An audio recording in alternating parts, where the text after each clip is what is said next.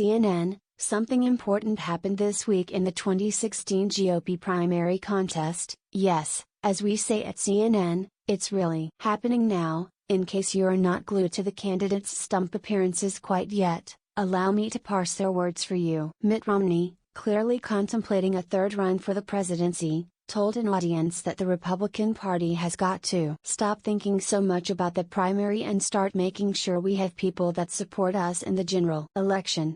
Sound familiar? Well, another but certain GOP contender, Jeb Bush, similarly mused aloud last month that the next GOP nominee needs to be willing to lose the primary to win the general election, without violating your own principles. Bush was talking about Romney's 2012 problem. Romney was also talking about Romney's 2012 problem, can you say self-deportation? Turns out that at least two GOP candidates have figured it out. Pandering to the more conservative Republican base may be a great short-term strategy. But long-term, not so much. All of which keeps hope alive that the GOP primary won't be the slapstick of yesteryear. Herman Cain's 999 economic plan.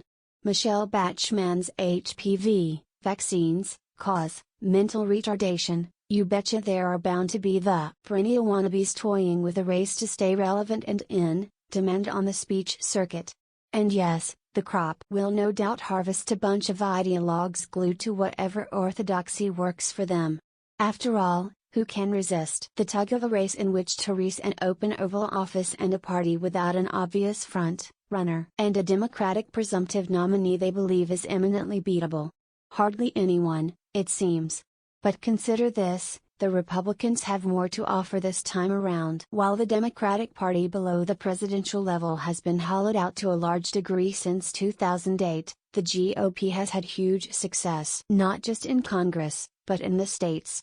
Since Barack Obama was elected in 2008, there are 9 more Republican governors. So, it's no surprise that the potential 2016 field is flush with executive experience.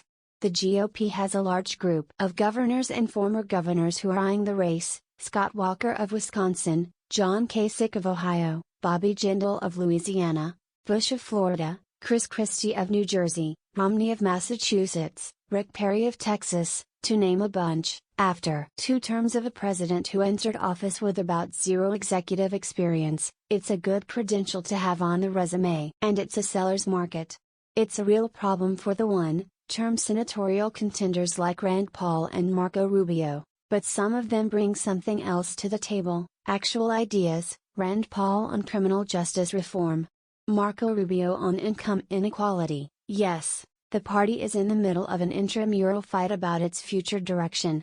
But even that may provide some hope that the usual dynamic of the GOP primary contest, the lunge to the right, could be upended by a new paradigm or at least a broader tint.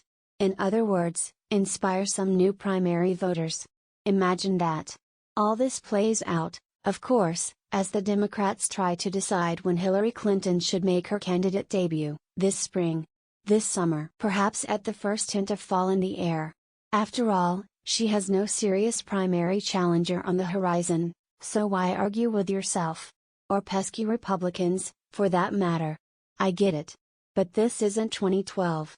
If some Republicans are willing to lose the primary, they're getting serious. And the campaign is here, with her or without her. Read Knopinion's new Flipboard magazine. Follow us on Twitter at Knopinion. Join us on Facebook /Knopinion.